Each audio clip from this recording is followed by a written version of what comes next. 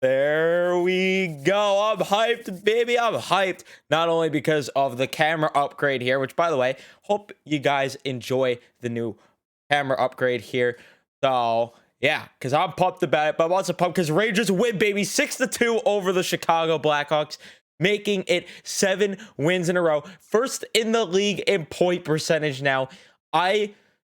Seriously, going into this year, I knew the team was going to be good, but if you told me this team would be first in point percentage at any point this season, I would have been like, hey, that'd be cool. I don't see it happening. But the fact that it's real and it's here, I cannot believe it.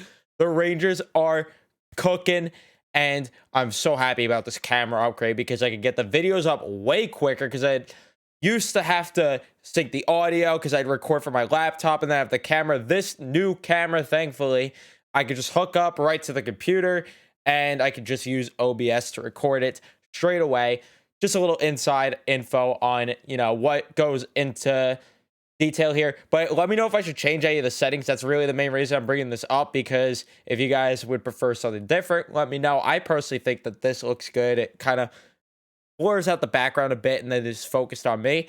But you guys let me know what you think about that. Also, while you're doing that, be sure to leave a like on the video, subscribe if you guys are new, and enjoy the New York Rangers, of course, because the Rangers are cooking right now. So we're here for it. And yeah, I couldn't be more pumped right now to be a fan of this team. And yeah, let's dive into the action here tonight. Shots on goal, 30-26 in favor of the Rangers. Face-off percentage, 44-56 in favor of the Hawks, unfortunately. Power play, 2 for 2 to the Chicago's 0 for 4. Special teams on it tonight. Pims, 27-13 for the Rangers, having more, but there were a bit of things got chippy towards the end, specifically with Stromer there.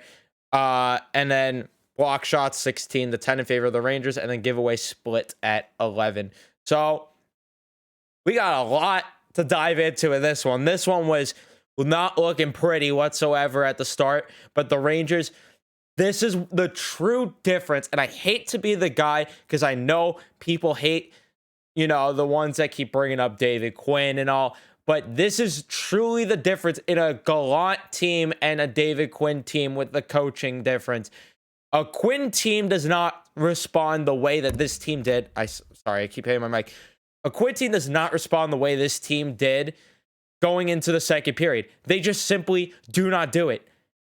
It's mind-blowing, the difference with a good head coach. It truly is mind-blowing. And, I had a feeling that it was going to be a big difference. Did I think it was going to be to this degree? No, but I couldn't be happier to be wrong. But this one starts early, a minute into this bad boy. Jacob Trouba, he gets a great pass for Panarin. Panarin, congratulations on his 500th point there. Strome gets an apple as well. Trouba has time space. He does not miss. Unfortunately, though, 40 seconds later, Gustafsson off the draw. He takes a shot from the blue line. Georgiev should have had that. That was a pretty bad goal on him to let up. So then you got some back and forth hockey going on. You got, the Rangers had some pretty good looks, especially the top six. The top six, I thought, looked really great in the first period. Getting some good chances, generating offense, establishing a forecheck. The bottom six, not too much. The third line, I thought, had a very brutal night, at least in the first period. I thought that they responded well, like the whole team did, but they had a pretty rough, same with the fourth line. They had a rough first period. But yeah, not too long after, though, Kirby Dach then scores from DeBrincat and Strome. That's another one off the draw, which, if you want to blame Georgiev there, sure, but I simply can't blame him because, one, you got to win a damn faceoff every once in a while. Two, it went off of Keandre's leg. And three, Keandre is over 6'2". At least to my knowledge, but on skates, he's at least over 6'2". So it's kind of hard for Georgiev to see that. So I can't fault him there. Doc gives the Hawks a 2-1 lead. And then the Rangers looked very awful after that second goal. That second goal killed them, and they looked awful for the remainder of the first period. The second period, too. They did not look sharp at the start of the second period. It was like, here we go. This might be a pretty rough night. But Panarin changes that narrative as he scores from Zibanejad and Kreider. Mika with a great pass. This was on the power play.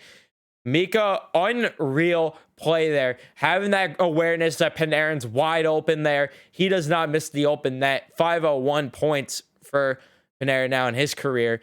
Just the puck movement on the power play is so great. The fact that we've seen this big of an adjustment from the start of the season to now with the power play, it's so nice to see, because at the beginning of the season, no puck movement, no good puck possession. Now they're moving the puck, keeping the puck in, getting some things going, winning the board battles, and then you get plays like that.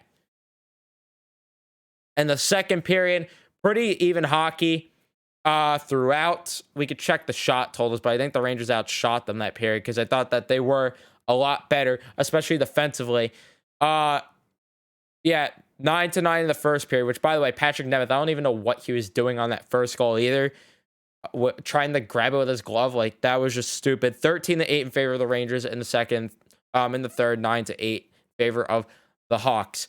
So, yeah, the second period, though, a lot of back and forth hockey to a degree, but the Rangers did, they got pretty good offensive zone time, but for the most part, it was just, back and forth playing defensive hockey. That's kind of how it was more for the Rangers that period, with a bit of zone time. And then, the third period kicks off. The Rangers get a power play pretty early, and Kreider, the deflection master himself, gets his 17th of the year. This man's on a mission this year from Fox and Panarin. Fox just, casually having another point. He fires that, and Kreider, of course, does not miss that. So the Rangers go up 3-2 in this one, and it stays that way for a long time. This is more back and forth hockey than the second, though. The second period, at least the Rangers had some dominance there. This was more back and forth, but that completely changed real quick as Kevin Rooney gets one from Fox and Reeves. Reeves, how about that? Between the legs across the ice goal. My God. And then Fox finds Rooney. Rooney, Snipe City, 6th of the year for him.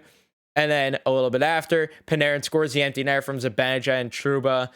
And after that, you have Barclay Goodrow. How about that? Getting a goal from Reeves and Rooney. Great setup there. He gets a chance right in front of the net. And then you did, of course, also have the Strome fight at the end with Carpenter after Carpenter hit Hunt, which I love the response there. But we also did have, unfortunately, in the second period, who was on the Hawks that got hurt? Kara, whatever his name is. He ended up going down from a brutal hit on Trouba, so I hope that he is okay. Sorry, I forgot how to pronounce his name already, but I hope that he's okay. It is very scary to see an injury like that happen, especially on a clean hit. He had his head down, and he hit his head right on the ice. That was very scary, and I had a feeling when he was not moving at all that it was going to be scary. But let's get into how the lines were individually today. Kreider, Zibanejad, and Kakko. Really great night for them. I mean, they have been the top 6 together as a whole was great tonight. Kreider with 6 shots on goal. Kakko, he didn't get on the stat sheet, but he totally deserved to. He was making great plays on both ends of the ice, getting some board battle wins, making great plays in the neutral zone. Great chances offensively. He had a couple shots on goal. He had a really great night. And then Mika, he needs to start shooting the puck. The Rangers did have a chance shorthanded, and instead of shooting the puck, the Zibanejad elects to pass it to Kreider for whatever reason, which Fleury ended up robbing Kreider there. But you got to start shooting at some point, Mika. But overall, they had a really great night, so I cannot complain. And it's same with the Panarin, Strome, Hunt line. That was definitely the best line of the night. They were consistent all night, and I definitely do like the top 6 now more with, it took a bit for that adjustment of Kako on that top line and then Hunt moving down to that second line. It definitely took a bit to get used to for them, but it does look like it's coming around and it's working, so I am okay with it now. So yeah, I thought they had a great night. Panarin, 4-point night. Nothing crazy there, right? Strom with 1 apple, and then Hunt didn't get on the score sheet, but he could have easily. The third line definitely was the worst forward line out of all of them, but I thought that they responded well after the first period, and I thought they had a really great, I remember in the third period, them having a really great offensive zone shift. Lafreniere, Hedel, Gauthier, they need to start producing, though, at some point. They are a little bit overdue. You did have some good looks. Hedel had a pretty good chance tonight to bury one, but it is unfortunate that they cannot score here. But they are playing well. And then how about Rooney, Gaudreau, Reeves? That line, my goodness, the fourth line. Terrible first period, but the second and third, Jesus Christ, did they look great. And Revo had himself a night. That entire fourth line. I mean, this fourth line is really establishing themselves as one of the better lines, not just one of the better fourth lines in hockey, but one of the better lines, on the Rangers and just as a bottom six line in general. They're really establishing themselves as a really solid line there. Yeah, I mean, that's all I gotta say there. Face-off percentage for Strome was 60. Gaudreau 39, could have been a bit better. Hedel 63, which was nice to see because Hedel's been awful in the face-off top most of this year. And then Zibanejad 45 did have a costly face-off loss on that second goal, but the Rangers win either way, so can't complain. The Goat Farm pair, Lindgren and Fox, they had just, their typical night. Lindgren making great defensive plays. Same with Fox, who, we were told is a one-trick pony and does things only offensively. Yeah, how about him shutting those morons up? He was all over the ice tonight, making great defensive plays. He allows a 2-on-1 after making a bad play. He gets his ass back on defense in time to make a great play. I mean, this guy is just unreal. And then Miller and Trouba, how about them? Miller, not so much. I mean, there were a couple times he had some bad plays. He had a brutal first period. After that, he settled in. But Trouba was all over the ice tonight. 8 hits. No fucking regard for humanity tonight from Jacob Trouba. And obviously, he knocked that one guy out of the game, which, it's scary, but Trouba just had no regard. He had to end up dropping the mitts in this one because of that hit. He had a 2-point night, though. So, really great night for him. And then Niels and Nemeth, they had a pretty solid night. Nemeth, I don't know what he was doing on that first goal, but other than that, he was solid tonight, in my opinion. And Georgiev, he had a really great night. I cannot complain. The first goal, awful. But other than that, he was great tonight, so I cannot complain. But yeah, Rangers take this one 6-2. And let's get to Twitter now. I cannot... I just can't believe this team right now, man. Before we do actually check Twitter, let's go to the standings, which, by the way, the Rangers are now first in the league in point percentage. So they have 2 games in hand to go ahead and 2 games on the Panthers, that is, to take first in the league. They are 1 point behind them. So they have a pretty good margin with point percentage here, which is really nice to see. And then in the division, they have 2 games in hand on Washington, who has 38 points. So they're in a good spot there, which, winning tomorrow might not be easy. It's going to be interesting to see if they go to Huska tomorrow, if they start Georgiev again, because he didn't get, Georgiev didn't face too many shots because the Rangers were just so good defensively towards the end of this game. So it's going to be interesting to see what Gallant decides to opt to there. So yeah, we'll have to wait and see there. My noodle arms right now are bothering me, just that being on camera. Jeez, need to hit the gym a bit again. But yeah, Rangers have a pretty good spot right now. They have a comfortable lead in the top 3 right now. They're close to having a 10-point gap between them and Pittsburgh, which is nice, and they do have a game in hand on them. So yeah, let's get to Twitter now and see what is up tonight on Twitter. So let me refresh just in case there's more. But NY10 says, what were your thoughts on the Trouba hit? It was a clean hit, shoulder to shoulder hit there. It's just unfortunate that the guy had his head down, and obviously, your head hits the ice. It's not going to be pretty. So no matter what, when your head hits the ice, it is it's gonna sting. So yeah, I just hope the guy's okay. He was rushed to the hospital after, which is very scary. So I hope he is okay.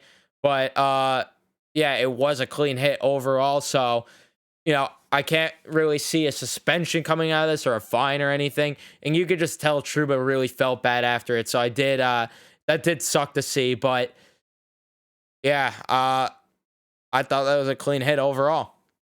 New York Style 24 says, what a win. What a win. Bad first period, but the boys woke up and the boys are cooking. Prayers up for the Blackhawks player. Prayers up indeed for him. Yeah, just went over the hit. So yeah, hopefully he is okay. And yeah, the boys are indeed cooking 7 straight. And if they could at least make this a close game against Colorado tomorrow, I'll be satisfied, just given the circumstances of, hey, we might have Adam Huska in net, and Colorado just is busy dunking 7 on other teams like the Flyers, and I think Seattle, they had 7 goals on at some point this year. I'm probably forgetting, but this is a team that just scores a stupid amount of goals, and if Adam Huska is in net tomorrow, it's going to be interesting to see. So I'll be pleased if they could come away with even just 1 point tomorrow. Obviously, this team, with the way they're playing, you want 8 straight, but given the circumstances, we can't complain if they do squeak out a point or if they at least make it a close game. But Georgiev might get the start, and maybe they do pull out another win. But yeah, the boys indeed either way are cooking, and I'm feeling good. I'm feeling really good about this team, and yeah, it's going to be interesting to see going forward if they go out and even win the division this year. But I can't complain with where they're at right now. Cannot complain. But that is going to be it for this one. If you did enjoy, leave a like, subscribe if you guys are new, turn the notifications on. And yeah, it's going to be it. I'll see you guys in the next one.